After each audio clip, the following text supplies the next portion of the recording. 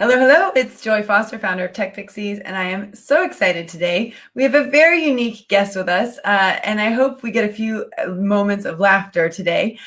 This is Toni Kent, and Hi. we are gonna, she's already laughing. This is good, Toni. We're on a good start here.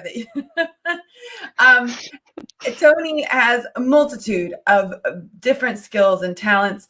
One of them is emceeing and also being a stand-up comedian. And I'm just delighted that she's here today. We're going to be talking about her journey to financial empowerment as a woman. And really, there's an incredible story behind this. So welcome, Toni. Thank you for being here.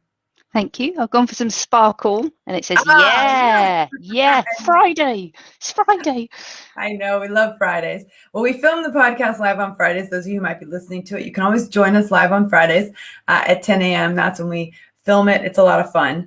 And so I'm really glad you're here. So you and I met when you were hosting an event with one of our tech pixies, Rachel. And yeah, and it was the Gossip Girl event. It was great. It was a really great event. The founder of Scamp and Dude was there, who I now have lost a lot of money to her company. Yeah, it's some good stuff.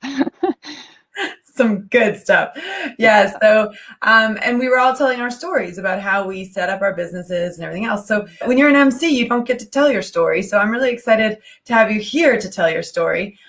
You have a unique story to financial empowerment and financial independence. Tell us where it started. So, and I'll see if I can do a potted history. When I was growing up, I grew up on a council estate and my parents had very low paid jobs. So they both worked, but they didn't earn very much money at all.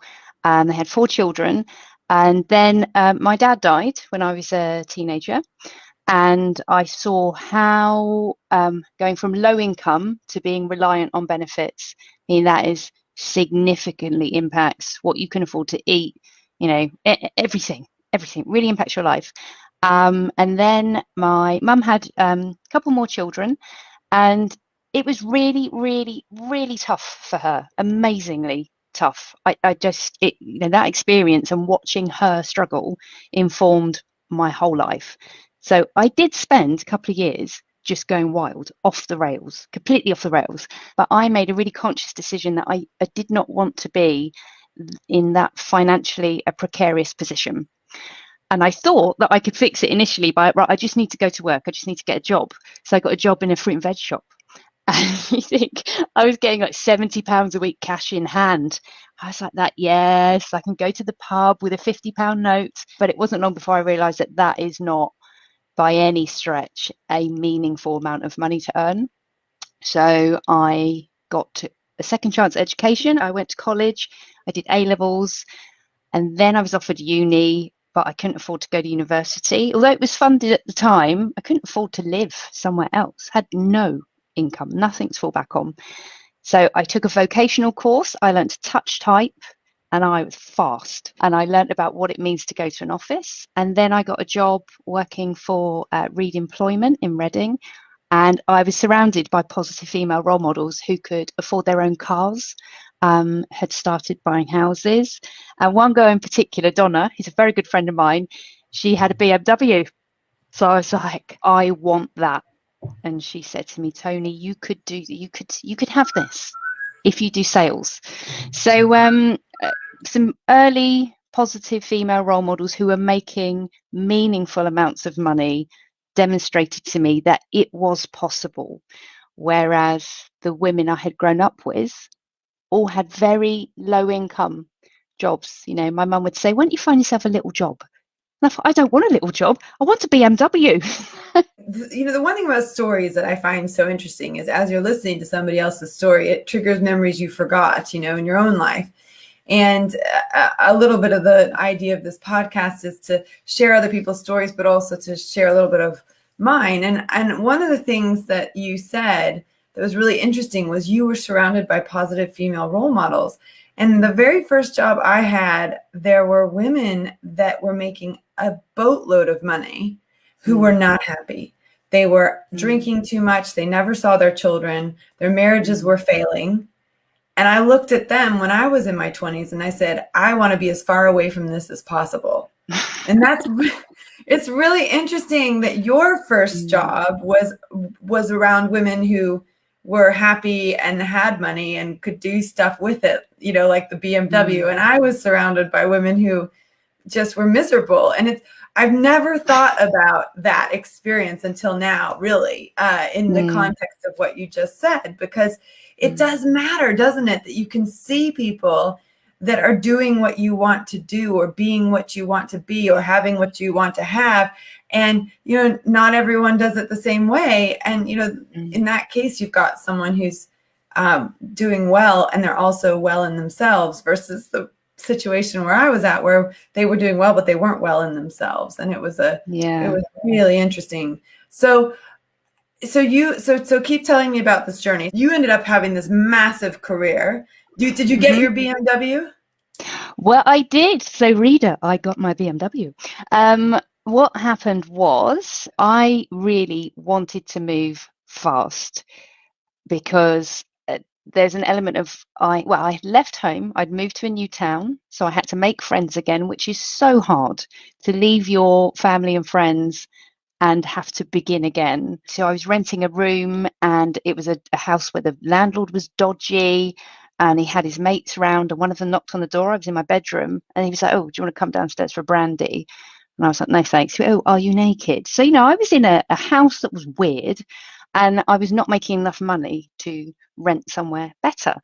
So I thought, okay, great. I've seen these great female role models, but I'm not making enough money here. I'm not progressing quickly enough. So luckily I worked for a recruitment agency. They found me my next job. And I went to work for a freight company, which was solely staffed by men. And they were so disgusting. I mean, just disgusting. Like, you knew what went on in the toilet. They would announce it as they came out. Um, However, we did have a lot of fun. I got to travel for the first time for work. I got to do what do they call it? It sounds like dirty. It's a hand delivery. But I flew with like 6,000 Nokia phones to Helsinki. I just had to be on the plane with this delivery. So I got to do some really cool stuff. And I remember ringing a friend back home in Basingstoke saying, "Oh my God, Hayley, I'm in this like hotel lounge and the piano is playing itself." And I was just thinking I was experiencing all these things that were so out of reach for me where I grew up. So I was thriving on that. So I went to freight company again, not moving quickly enough. I only had Fiesta there, a very old Fiesta with no stereo. Um, and then I got a job by accident, kind of working for an IT company. So I decided I wanted to do sales admin. And a lesson I learned here actually was I went for the interview and I got turned down, and I was incensed. I thought, hang on a minute, I've got the skills to do this, and you were really nice to me in the interview. Why have you not hired me? And I phoned them up and said, could you tell me why? And they said, oh, actually, the person we hired only lasted a week. Do you want to come in? And I thought, well, great. I mean, this should have been an indicator that maybe they were interesting to work for, because this is sales, very male dominated. But I learned that was where I could make meaningful money. And there was an incident where we had a company night out. We went to Birmingham, and one of the salespeople that I supported was going, "Come and have a look at this, Toni." And I thought, I don't like the sound of that. But he wanted to show me his bank balance, nothing else. And it was massive. But yeah, he had £25,000 in his current account, and he was 23. And again, so my driver was, I do not want to have the level of disadvantage that I'd grown up with. And it is things like having to borrow money to go on holiday with your friends. I didn't want to be the one that had to always borrow money. I used to have to go and see neighbours to ask for a toilet roll. It's things that kind of the shame and the struggle attached with that. So I don't want that. So I stayed in IT, I stayed in sales, I got my BMW, and then I went to work for a software company. And what was interesting there were some very good, again, female role models who I didn't have a degree. And I found out later it was unusual for them to have hired someone that didn't have a degree, but I did have the experience. And what was really interesting was in the recruitment process, the hiring manager asked for a personal reference, and I gave her the phone number of a friend who had been on holiday to Faliraki with me when I was 17. Now, this is risky on my part, I was saying, speak to this girl, she'll tell you something about me. But she told her about how I'd visited my friend in hospital every day. She'd been really ill. Lots of people were afraid to go. But my family were always in hospital, so I loved it. I was just like walk the corridors going, "Hi, Dr. Darmady." And the hiring manager said that told her something about my character. So that was for me learning about, in hindsight, I could say she was hiring inclusively and looking at emotional intelligence and looking beyond what degree status you may have or may not have. And again, so the role models that I had there, those women were having fun, they were making money, they were establishing themselves. And at that point, we were kind of all meeting our partners, getting married, going through stuff together, again, traveling for work, which is great fun. But the thing, I guess, if we're looking at the financial side of things, a couple of things that have always been with me was that I never lived beyond my means, and I always put money away. So whilst I really did want a BMW, and I had two in the end, not at the same time, I had an older one, then a newer one.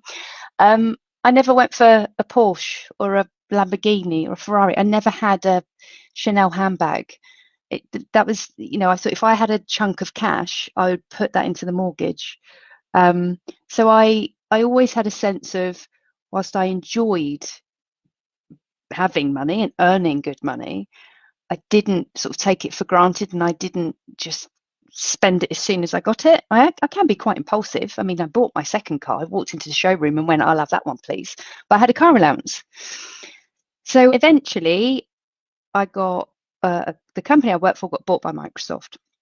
So then I was in that truly corporate world, and that is a whole nother level of people saying, "I've bought an investment property, I've been to Hatton Gardens, and I've bought this diamond, I've been to Bora Bora for my honeymoon." This is all sorts of other stuff going on, where again, that was never for me. And I did see, as you said, there were people there who could never leave because they were so financially geared that the salary was already gone. Or they had a view that I'm going to do this for 20 years, I'm going to buy 4 houses, and then I'm going to live off the income from those. And that never appealed to me. But I did have a year where I earned before tax, it was £111,000. And I thought, that is an obscene amount. For me, that was an obscene amount of money. And I was amazed to have made it. I was like, oh my God. I remember telling my father-in-law, I was like, oh my God. And he was, I know, he was like, what? You work for some Mickey Mouse IT company? Don't even do anything real. And it is outrageous. I know people that work in the healthcare sector, and it's wrong, but that is how it works. So I celebrated it. I loved it. I took the money and I stuck it in the mortgage because I thought, you don't always get that opportunity. And then I left. Well, and this is very interesting because you put yourself in this place where you then go transition into freelancing. And, what I find really interesting is, having built 3 businesses over the years and really not made any money for a very, very long time. It was really interesting. The first job I had out of university, I then didn't earn that same amount of money until like 10 years later, when I quit that job and I trained full time for the Olympics, which you don't make any money doing that. And then when I came back, I had to build back up my career, got to a place where I'd gotten just above the salary I'd had when I'd started my career, and then got married and started all over again. And then it was like, then I went and built these 3 businesses. But I worked for 5 years without an income, the first business. And then the second business, I was like, I'm not doing that. And so I changed my system a little bit, but it took me a while to get my head around money mindset. And, what you believe really dictates what you make, what you do, and what you're capable of. And it's so interesting to hear other people's stories on the financial side, because everyone's got their own, I think that what your story says, which is so true of most financial stories, is that your childhood plays a huge part in the decisions you make. And, I think, and then I think also then how you experience things later then drive how you think. And then unless you change the way you think, you carry on doing what you're doing, whatever it is. So it's so interesting. The most important thing to understand in this whole thread is that your thoughts really make the decisions for you. If you're not consciously changing your thoughts, then the decisions are being made unconsciously or subconsciously. So let's talk about this major decision. You got to that point, you said, okay, you've kind of made it, and you could have kept on going with that career, but you dropped everything and moved to freelance. Tell us more about that and what building back up from there was. Yeah. Okay. So there were, I guess, a few contributing factors. One was I got the job I always wanted and I hated it. I was like, oh, I've asked for this job like 3 times and now I've got it and it's not for me. And it was bruising. I mean, I didn't enjoy it. I remember having a quarterly business review that just went to hell. It was awful. I ended up crying. I mean, you think, why am I like this at work? This is not what I come to work to do. That said, there were lots of things going on outside of work. And this is where I think things have changed. I hope they have changed in lots of organizations. So 2 members of my family, 2 women that had become mothers at the same time as me, became very seriously ill. And one of them died. And then one of my friends was diagnosed with cancer. She'd become a mother at the same time as me. And I thought, where do I want to be spending my time? And I was working very long hours. And our daughter was at after school club and she hated us for that one. And she's going to a full-time nursery. No worries. You'd race to drop them off at 8 and then you'd be racing to pick them up at 6. But I think school was a whole new experience for her. And I think the decision kind of came to be made for me. And I spoke to my husband. So I was earning a lot more than him. Really, if you only looked at it financially, he should have been the one to change his work. And he said, I love you and I fully support you, but how on earth are you going to make some money? And we looked at that. What were the options? One was we take our son out of nursery, we save ourselves a ton of money, and I take a job. But what I did do, and this was so valuable, I spoke to people that I worked with. There were a few people that I trusted who were great mentors to me. And one person in particular, his name's Sean, and Sean was a director. He had run his own business, successfully sold a couple of businesses. I absolutely love him to bits. And I said to him, look, I want to leave. What should I do? And he said, here's a great tip for you, Toni. He said, even though you want to burn your laptop and stand in the atrium going, I'm leaving. He said, speak to some people. So I was a partner account manager. He said, speak to the partners and ask them, if I were freelance, would you hire me? Would you contract me? Which I did. So I started to speak to people and I said, if I did this, would you hire me? And they were like, yeah. Well, okay.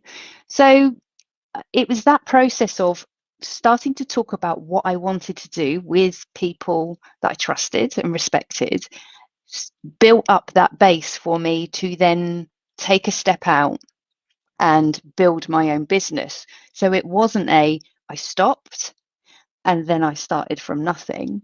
It was a fairly rapid process, but I had some great advice. So again, I spoke to some other people who said, set yourself up as a limited company, because I did not want to risk my house on the basis of my business.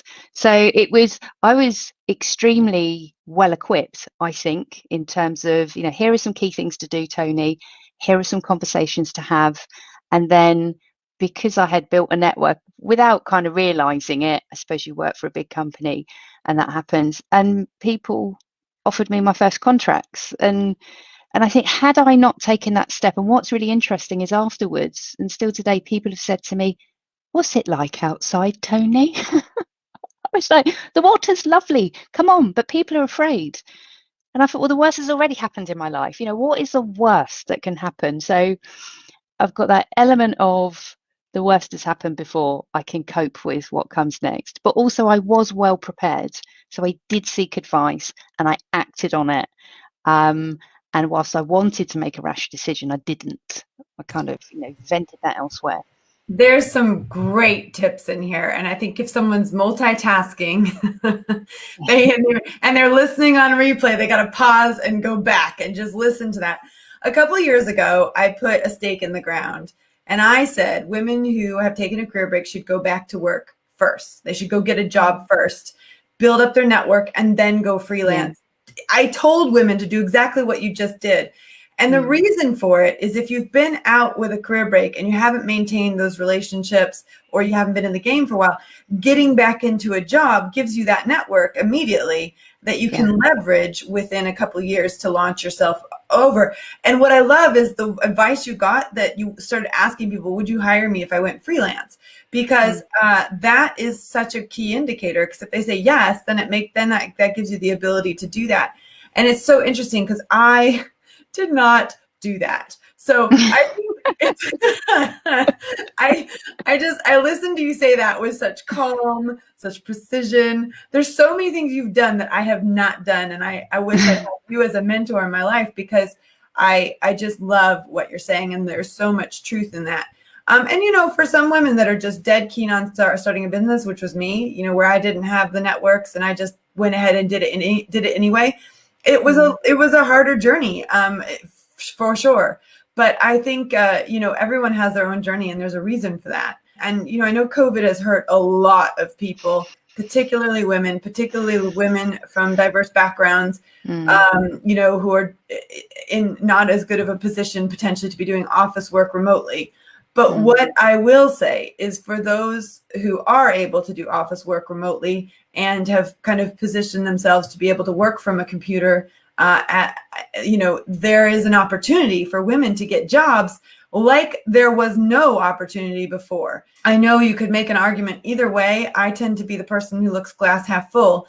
And I look at COVID and I think, for all the awful things it did, it also gave us some really nice things. I mean, really simple example. I mean, my son unfortunately fell and got a buckle fracture in his arm, and he's got to go back for an X-ray. Well, before COVID, they would have made us go up to the JR and sit in this fracture unit for like a day and wait for 8 hours. And actually now, because of COVID, what we have to do is go back to this place, get an X-ray. They send it over virtually. It gets looked at virtually, and then you don't have to wait. We only have to wait like 1 hour. So there's some weird things, weird systems and processes that, could have been in place prior to COVID, which are now in place after COVID. And one of those systems and processes is the ability for women to work remotely and flexibly, and men to work remotely and flexibly. The number of men who have been able to move to working remotely and flexibly during this pandemic is absolutely incredible. And we've always said, once you get the men on board, that's when things change for the women. And unfortunately, it's still that way, but it's very much that way because that's the way that it's been built up over centuries. But I love that you made that transition. I love how you did it. And so tell us what you do now and what you're up to now and what your life looks like now. Yeah, and there's probably some alignment with the kind of things that you do and the TechPixies community does. So something that we were told to do at Microsoft was they said, you should blog. And I was like, I couldn't give a flying monkeys about virtualization. I can't write about it. And tell me to blog. What are you on about?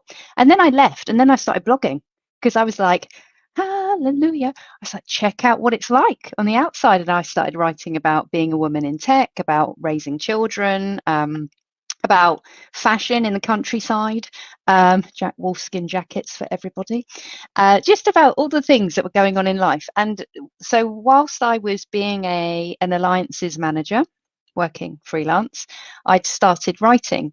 And a really interesting thing happened. And that was that people I knew in my network who were now chief marketing officers, for example, were saying to me, oh, Toni, I'm supposed to be blogging, but I can't do it. I haven't got time. I'm being an exec.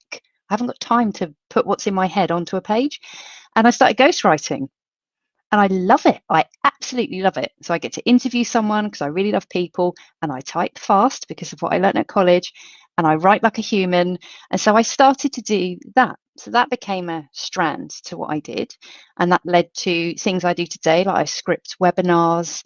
I've written raps for sales directors. I mean, I get to have a lot of fun. So I do a lot of writing work. And I published a couple of books. I'd always written, and then the blogs that I wrote, people said to me, oh, that'd be great in a book. So I've got a couple of books called Reasons to be Cheerful, because I am like you, glass half full. And what being freelance allowed me to do was to run my professional and creative life in tandem publicly without worrying about whether it interfered with what the organization wanted to do, what PR said we were allowed to say.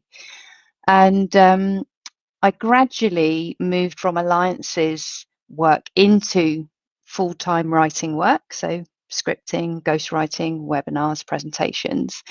And at some point, I went to an event where we were given a challenge, and you had to make yourself a promise. And I promised myself I would be more honest and less afraid. So if I was honest, I wanted to perform. But what I was afraid of was that proper catastrophic stuff. I was afraid my friends would hate me, my husband would leave me, nobody would speak to me, everybody would say, what are you doing that for? I would be judged harshly. All these things you have no control over, and also you are wrong. So I did an open mic night. I got up on stage. I'd been writing some poetry and sharing that on LinkedIn about hoovering up loom bands and tights that don't fit and stuff like that. And I really enjoyed it, and it was really well received. And from there, again, by putting myself out there, opportunities from my network started to happen. So Sarah, who runs SmartWorks charity, SmartWorks Reading, she said, oh, we need a compere. You'd be good at that. So I compared their event. And then people like Rachel said, oh, Toni, I saw you at the SmartWorks thing. Do you want to compare Gossip Girls? So I did that. And then I started doing some pure stand-up. And the thing that I came to realise, just to kind of shorten it down a bit, is what I do most of my material on is my kind of social mobility story. So what is it like to go from, going to a meat raffle where you win meat to being at a raffle where you could win a week in Marbella? What does that feel like? I mean, these are the worlds that I've had to occupy. So from there, I found that organizations want to talk about this stuff. This is hard to talk about. They want to bring in people from lower socioeconomic backgrounds. They want to support their employees who have had a disadvantaged start in life, but they don't know how to talk about it. So today, I do stand up on social mobility so I'm doing a session for KPMG, PricewaterhouseCoopers. I was involved in Tech Talent Charter yesterday, working lunch, talking about that. So I'm doing some really interesting, people say it aligns massively to my values, interesting work, and I'm getting paid for it.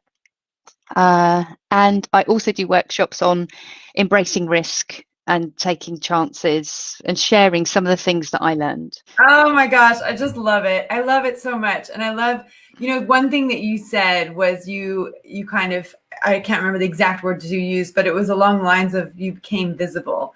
And in our social media superhero bootcamp, we have a whole session. One of the superpowers is taking off the invisibility cloak.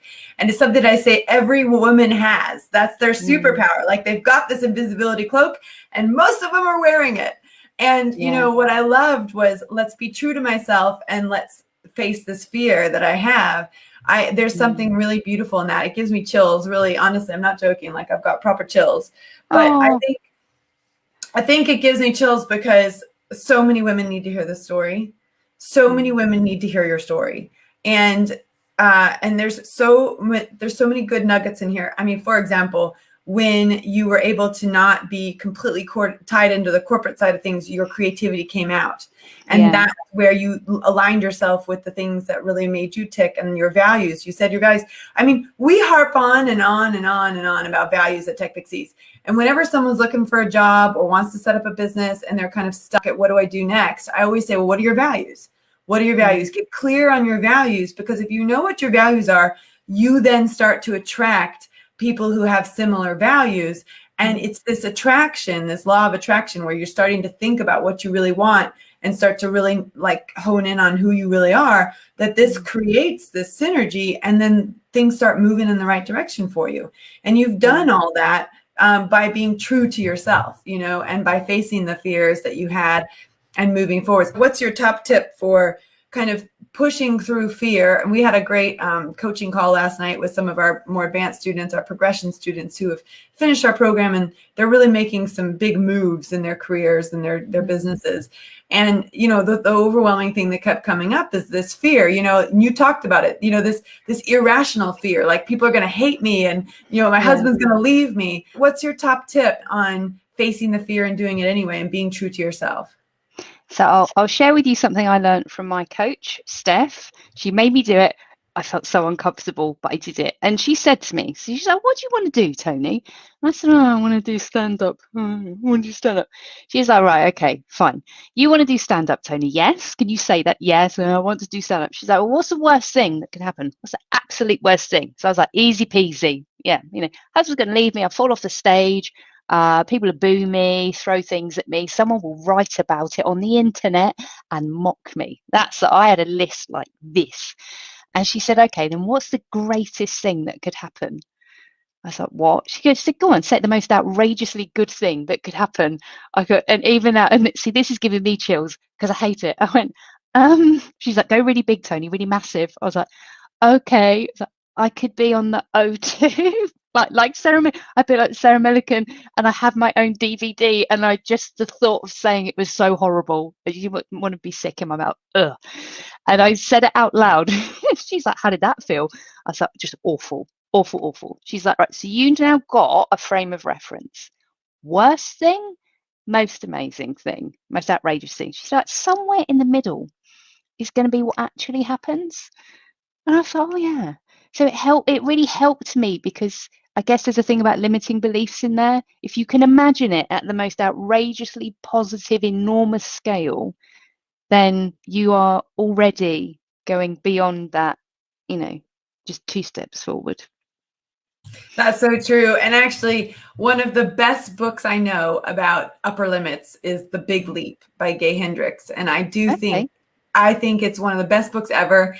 And I just want to just pause here for a second and just, if anyone's listening to this podcast and they go, wow, this is a really good interview, and then they think back to some of the other really good interviews, almost everyone that I interview, I would say almost universally, they have coaches, right? You are investing in a coach. I have 2 coaches. I have a business coach. I have a spiritual personal coach. Yeah. I have invested in coaching for myself for several years now. And probably, actually, if I'm being really honest, the very first coach I invested in was the coach that we brought into the TechPixies program when TechPixies started. So I've been being coached since 2015 in that kind of way. And the transformation I've seen just by having coaches has been incredible. So, if anyone's listening to this and they've never invested in a coach or they've never invested in a program, to me, that is one of the best things that you can do. And if you listen to these interviews, you will hear a common thread. Hannah Martin from Talented Ladies Club, she has coaches. Lisa Johnson, she has coaches. Renee Warren, she has coaches. We all have coaches. One of my favorite people in the whole wide world is Desmond Tutu. And I know Lachelle's watching this and she loves Desmond Tutu too. But Tutu. But one of the things that he talks about is Ubuntu. And I know I've said that incorrectly because someone did correct me on it. And then now I don't know how to actually say it, but that's how I say it in my head. I think it might be Ubuntu.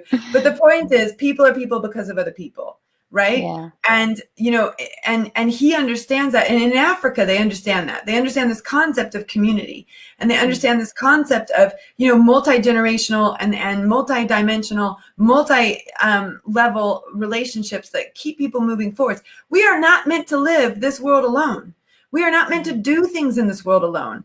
And one of the things that I would say is some of the coaches that I've worked with, they would say that dream of the O2 is possible, right? And what's interesting is the work that I do on the neurocoaching side, the sick feeling you got when you felt the big, crazy dream, that's the subconscious reprogramming that we can do through neurocoaching that says that's possible if you want it. And at the end of the day, it all comes down to if you want it. Yeah, and that is key. So there's 2 things. One is, if you're working by yourself, you need a coach more than anybody. I never needed a coach more when I went freelance. massively valuable. That's got to be part of your business plan. And the other thing is, I think it's that if you want it, if you can't imagine it and try it on for size, that really big thing, that's how you figure out, is that what I want? And actually today, the stuff I'm doing, I love it. And I couldn't have imagined it actually prior to doing that exercise of just sort of figuring out, where was it I wanted to be? What was it I wanted to do? What would that look like? Yeah, and I love the Ubuntu. I think it's a programming language, isn't it? Open source as well. There's all people with their arms around each other. That's the font we use at TechPixies. So our font is Ubuntu. I was reading a book when I first started TechPixies. I was reading a whole bunch of Desmond Tutu books. Like, I've read every single book he's ever written. Yeah. And when he talked about it, I was like, oh my gosh, this is amazing. And then to find out that there was actually a font that had the same name, I was like, that's it. And that's what I mean. Look, when we talk about values, that's what I mean. That is what I mean. Does your supply chain match up with your values? Does your font in your business match up with your values, right? And it's just so important. This has been a wonderful 40 minutes. I am so thankful that I got to spend it with you. And I can tell you, we have rescheduled and scheduled and rescheduled and scheduled and rescheduled this meeting, but it needed to be in this series. It needed to be in the financial empowerment series. And it really, there's a really strong message here. And I really am going to encourage a lot of women, especially those women who are trying to figure out, can I do this if I've come out of a council estate? Can I do this if I want to leave my corporate job? I mean, you've just done it all. And, one of the things that you've done it all with is other people. And you've also been open to being coached. And I do think that coaching gets you through the fear and gets you to being who you are, true to yourself. And you have just demonstrated that in such a beautiful way. I just, I feel so privileged and lucky to get to spend this time with you. And I just want to thank you for being here. Oh, I've loved it. I feel a little bit emotional, Joy. Thank you. Give me the right energy for the day. I just, that's also the other thing. I mean, of course, biblically speaking, I mean, I know not everyone who's listening to this is a Christian, but where in the Bible, it says where two or more are gathered in my name, I am there. And I always feel like when you are in presence with someone else and you're fully there and fully connected, there's that beautiful energy that passes between you. So I do wish you to have a wonderful day. And if you're listening to the podcast or you're watching this podcast, I want to thank you for being here. I'll show you something very quickly. I'll grab it, show you. This sort of sums it up because it plays to what you were saying about capes. This image is so important to me. You see that? Okay, so I'm just going to describe it for podcast listeners. It's a Lego woman who's dressed as a Star Trooper. Yeah, stormtrooper, yeah. And she's taken off her helmet and she's shaking out her pink hair. And to me, that represented kind of taking off the armor and showing people who I really was. And it's really hard. It's so hard to do that sometimes.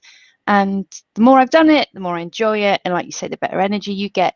But I don't underestimate how difficult it is. I completely understand people that go, oh God, I couldn't do that right now.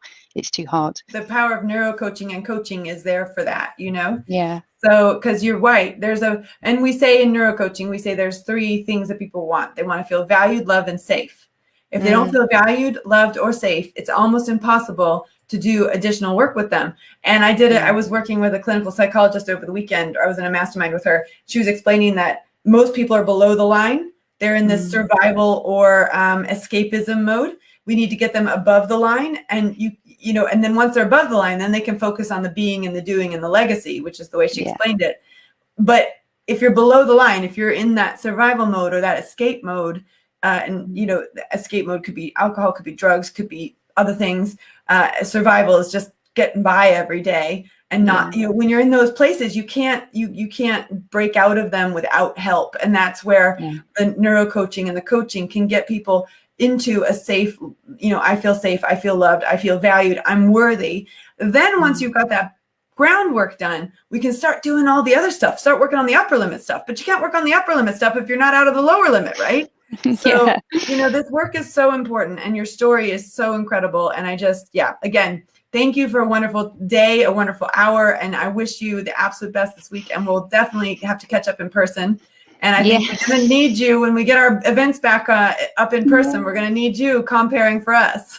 Yes, I'm there. Thank you, Joy. All right, Toni. Thank you. Thanks. Bye.